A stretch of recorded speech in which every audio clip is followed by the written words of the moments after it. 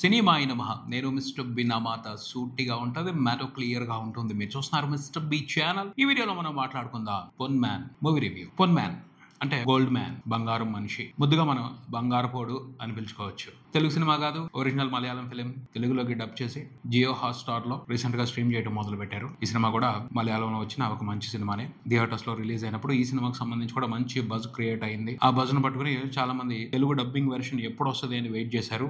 మొత్తానికి స్ట్రీమ్ అవడం మొదలు పెట్టింది. మాట్లాడుకుందాం ఆ సినిమాలో ఉన్న విశేషాల గురించి. మన సమీక్షలో పొన్ మ్యాన్ బంగారం మనిషి ఏం చేస్తాడు? బంగారం తవ్వుతాడా? కాదు. బంగారం తయారు చేస్తాడా? బంగారం స్మగ్లింగ్ చేస్తాడా? చాలా ఇంట్రెస్టింగ్ పని చేస్తాడు. ఇలాంటి ఆలోచన మనం ఇంతకు ముందు వినలేదు కూడాను అనిపిస్తుంది. ఏంటి ఇలా కూడా ఉంటారా మనుషులు? ఇలాంటి బిజినెస్లు కూడా ఉంటాయా? చేస్తారా అని. ఎస్, చేస్తారు. అవకాశం ఉన్న ప్రతి చోట కల్పించుకుని కొత్త రకమైన బిజినెస్ లో చేయడమే మనిషి ఉద్దేశం. ఈ సినిమాలో హీరో కూడా ఓ ఆసక్తికరమైన వ్యాపారమే చేస్తా ఉంటాడు బంగారంతో. అదే సర్ప్రైజ్ ఈ సినిమాలో. అదే ఈ సినిమా కథకు సంబంధించి కూడా స్పెషల్ పాయింట్. నిజంగా ఇంట్రెస్టింగ్ స్టోరీ పాయింట్ అది. ఇలాంటి ఆలోచనలు కూడా ఉంటాయా అన్న రేంజ్ స్పెషల్ పాయింట్ అది.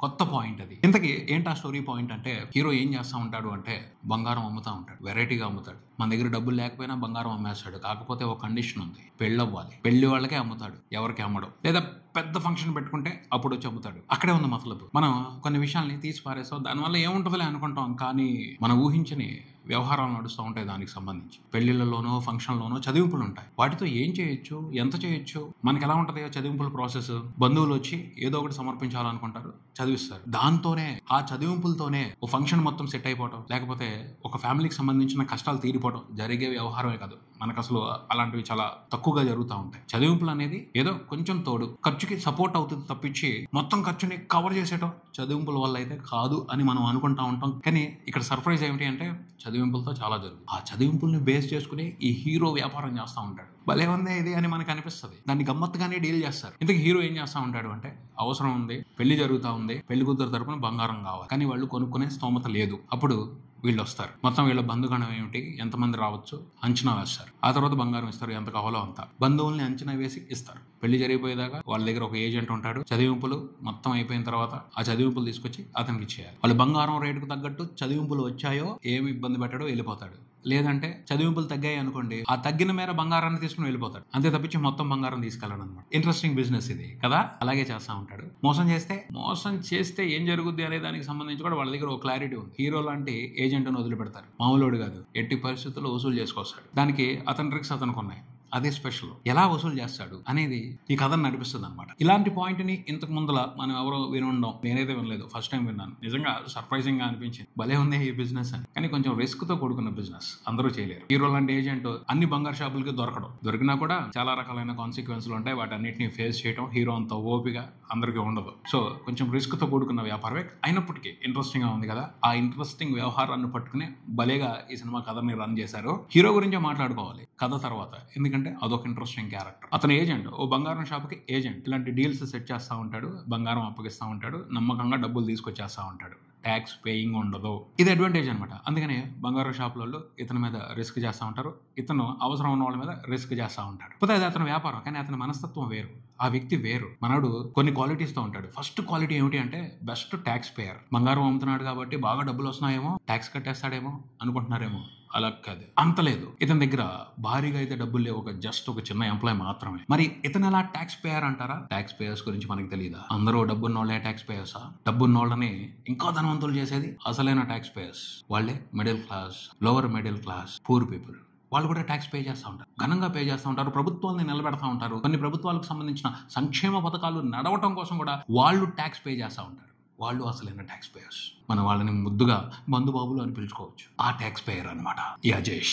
ఈ సినిమాలో హీరో భలే పే చేస్తాడు. మొదలు పెట్టాడు అంటే ట్యాక్స్ పే చేయడం గట్టి కొడతాడు. ఎంతలా కొడతాడు అంటే పడిపోవాల్సిందే. అవుట్ అయిపోయేదాకా ముందు తాగుతానే ఉంటాడు. ఎవరైనా పిలవండి, మొహమాటాన్ని కూర్చోబెట్టినా సరే అన్నిటినీ మర్చిపోయి మొహమాటాన్ని కూడా పక్కన పెట్టేసి ఫుల్ గా కొడేస్తాడు. ఆ తర్వాత కోలుకుంటాడు, ఆ తర్వాత లెగుస్తాడు, మళ్ళీ స్ట్రిక్ట్ గా సిన్సియర్ గా డ్యూటీలోకి వచ్చేస్తాడు. డ్యూటీ చేసేటప్పుడు మాత్రం చొక్కాలు చూపెడతాడు. అతని సిన్సియారిటీకి అందరికి అదిరిపోద్ది అంతే. ఏజెంట్ అంటే మామూలు ఏజెంట్ కాదు, రికవరీ ఏజెంట్ అంటే సూపర్ ఏజెంట్ అంతే. రికవరీ చేసే దగ్గర అస్సలు మొహమాటం ఉండదు, కొట్టడం, కానీ ఇరిటేట్ చేస్తాడు. ఇది అతని నెక్స్ట్ క్వాలిటీ. మామూలుగా ఇరిటేట్ చేయడు, దోలు తీర్చేస్తాడు అంతే. ఈ క్వాలిటీ కూడా చాలా ఇంట్రెస్టింగ్ గా ఉంటుంది. అతని ఇరిటేషన్ తట్టుకోవడం అంత ఈజీ కాదు. ఆ పైన నిక్కార్సైన మొండోడు. ఏదైనా అనుకున్నాడంటే అయ్యేంత వరకు వదిలిపెట్టాడు. కొట్టినా తిట్టినా చంపడానికి రెడీ అయిపోయినా సరే తను అనుకున్నది సాధించేంత వరకు వదిలిపెట్టాడు. అంతం ఉండాడు. కాకపోతే మనోళ్ళు కొన్ని పాజిటివ్ క్వాలిటీస్ కూడా ఉన్నాయి. ద బెస్ట్ పాజిటివ్ క్వాలిటీ ఏమిటి అంటే మోటివేషనల్ స్పీకర్. అవసరమైనప్పుడు మనుషుల్ని మార్చేసే విధంగా గొప్పగా స్పీచ్లు ఇవ్వగలడు, వాళ్ళని మోటివేట్ చేయగలడు, వాళ్ళని ఇన్స్పైర్ చేయగలడు, వాళ్ళ బాధని పోగొట్టగలడు. సో అతనితో ట్రావెల్ ఉన్నప్పుడు బాధల్లో ఉన్నవాళ్ళు, కష్టాల్లో ఉన్నవాళ్ళు కొంత మారే అవకాశం ఉంటుంది. సందర్భం చూసుకుని ఈ సినిమాలో కూడా అతను కొన్ని పాత్రలని మారుస్తాడు. అది ఇంట్రెస్టింగ్గా ఉంటుంది. ఆ పైన ఇంకొక మంచి క్వాలిటీ ఉంది అజేష్లో. అదేమిటి అంటే హానెస్టీ. నిజాయితీగా ఉంటాడబ్బా. ఆ నిజాయితీ అతన్ని కాపాడుతుంది. ఆ నిజాయితీతోనే అతను అనుకున్నది సాధిస్తూ ఉంటాడు. మొండోడే, తిక్కలోడే కొంచెం, అయినప్పటికీ నిజాయితీగా ఉంటాడు. అతను నిజాయితీకైనా సరే ఎవరో ఒకళ్ళు ఏదో ఒక సందర్భంలో సరెండర్ అవ్వాల్సిందే. అతన్ని ముందల అసహించుకున్న, కోపం తెచ్చుకున్న, చివరికి అతని హానెస్టీకి లొంగిపోవాల్సిందే. అంత ఇంట్రెస్టింగ్ క్యారెక్టర్ అజేష్ది. అలా డిఫరెంట్ వేరియేషన్స్ ఉంటాయి. అలాంటి క్యారెక్టర్ ఏం చేసింది, ఎలాంటి సమస్యలను ఫేస్ చేసింది, తన వీలు మేర మనుషుల్లో ఎలాంటి మార్పుకి అవకాశం కల్పించింది అజేష్ క్యారెక్టర్ అనేది ఈ సినిమాలో చూస్తాం. ఇంట్రెస్టింగ్ గా ఉంటుంది. అది ఫస్ట్ వీడిని కొట్టేయాలి, చంపేయాలి అనుకుంటారు. అలాంటిది ప్రతి ఒక్కళ్ళు కూడా అజేష్ మీద అభిమానాన్ని పెంచుకుంటారు. అతన్ని ఇష్టపడటం మొదలు పెడతారు. అతని మంచితనాన్ని అర్థం చేసుకుని అతనితో మంచి రిలేషన్ క్రియేట్ అయ్యి ఆనందపడతా ఉంటారు. అంత బాగుంటుంది. అంతే కదా, పరిచయం అవగానే ఆ మనిషి ఏమిటో మనకి తెలియదు. మన అవసరాన్ని బట్టి అతని మీద ఒక అభిప్రాయాన్ని ఏర్పరచుకుంటాం. కోపం రావచ్చు, రకరకాలైన ఫీలింగ్స్ వస్తూ ఉంటాయి. కానీ అతనితో ట్రావెల్ అయినప్పుడు అతని మంచితనం అర్థం అవుద్ది, అతని వ్యక్తిత్వం అర్థం అవుద్ది. ఖచ్చితంగా మనం అభిప్రాయం మార్చుకోవాల్సిందే. అలాంటివి చాలా కనపడతాయి ఈ కథ నడిచే ప్రాసెస్ లో. అలాంటి ఆసక్తికరమైన పరిణామాలు ఈ సినిమాలో చూస్తాం. అవి చాలా బాగుంటాయి. అదే ఈ సినిమాలో స్పెషల్. ఒక ఆసక్తికరమైన డ్రామా ఉంటుంది సినిమాలో. ఆ డ్రామా ఇంట్రెస్టింగ్ ఉంటుంది. ఎందుకంటే కాన్ఫ్లిక్ట్ ఇంట్రెస్టింగ్ గా ఉంది కదా, క్యారెక్టర్స్ ఇంట్రెస్టింగ్ గా ఉన్నాయి కదా. ఖచ్చితంగా రసవత్తరమైన డ్రామానే నడుస్తుంది. ఆ డ్రామాని ఎంజాయ్ చేస్తాం. మొదలు పెట్టిన తర్వాత ఆపాలే అనిపించదు. కంటిన్యూస్ గా అలా చూసేస్తాం. ఎందుకంటే స్క్రీన్ ప్లే ఫ్లో అంత ఇంట్రెస్టింగ్ గా ఉంటుంది. వెళ్తుంది, ఏం చేస్తారు, వీళ్ళు ఎలా రియాక్ట్ అవుతారు, ఏమవుతుంది అన్న ఆసక్తి ఉంటుంది. ఆ ఆసక్తిని పట్టుకుని సినిమా అంతా చూసేస్తాం. కాకపోతే సినిమా వండర్ఫుల్గా ఉంది, అద్భుతంగా ఉంది, అదిరిపోయింది అని చెప్పను. చివరి భాగం మాత్రం బాగాలేదు. అది ఎందుకనో కొంచెం కన్ఫ్యూజ్ అయినట్టున్నారు. చివరికి ఎలా ముగించాలి అని రకరకాలుగా ఆలోచించి ఒక విధానంలోకి వచ్చారు. కానీ ఆ విధానం అంత కన్విన్సింగ్ గా లేదు. ఎక్కువ మంది కన్విన్స్ అవరు అని అనుకుంటున్నాను నేను. ఎందుకంటే చాలా వరకు అజేష్ ఇరిటేట్ చేసిన మనుషుల్ని మార్చుకుంటూ వచ్చాడు. బ్రూనోని మార్చాడు, వాళ్ళ అమ్మని మార్చాడు, ఈ పెళ్లి కూతుర్ని మార్చాడు. కానీ ఆ పెళ్లి కూతుర్ని పెళ్లి చేసుకున్న అతను మాత్రం మార్చలేకపోయాడు. అతని పాయింట్ ఆఫ్ వ్యూ నుంచి చూస్తే అతని ఉద్దేశాన్ని మనం తప్పు పట్టడానికి లేదు. అతనికి కొన్ని హానెస్ట్ రీజన్స్ ఉన్నాయి. అందుకని అతనికి బంగారం కావాలి. యాక్చువల్ గా ఈ కథలో అసలైన విలన్ బంగారం. ఈ స్టెఫీ గ్రాఫ్ భర్తని విలన్ గా ఫోకస్ చేశారు చివరి భాగంలో. అలా కాకుండా ఇతను కూడా మార్చినట్టయితే, అజేష్ తన వ్యక్తిత్వంతో అతను కూడా మార్చున్నట్టయితే ఒక కంప్లీట్నెస్ వచ్చేదేమో అనిపించింది. ఎండింగ్ కూడా అంత కన్విన్సింగ్ గా లేదు. అసలు ఎందుకు పెళ్లి చేసుకుంది ఆ అమ్మాయి, చివరికి ఎందుకు అలాంటి డెసిజన్ తీసుకుంది, ఎందుకు తీసుకోవాల్సి వచ్చింది, క్లారిటీ అనిపించదు. డిసప్పాయింటింగ్ ఫీలింగ్ వస్తుంది. అంత కన్విన్సింగ్ గా అనిపించదు. సో ఎండింగ్ బాగాలేదు ఈ సినిమాకి సంబంధించి. ఎండింగ్ ఇంకొంచెం బాగా బెటర్ గా రాసుకున్నట్టయితే బాగుండేదేమో. ఆ విషయాన్ని తీసేస్తే మిగతా సినిమా మాత్రం చాలా బాగుంటుంది. కొత్త రకమైన పాయింట్ని, కొత్త రకమైన డ్రామాని చూస్తాం. ఇంట్రెస్టింగ్ గా అనిపిస్తుంది. చూడండి, చాలా బాగుంటుంది సినిమా. జియో హాట్స్టార్ లో స్ట్రీమ్ అవుతుంది. తెలుగు డబ్బింగ్ కూడా బాగుంది.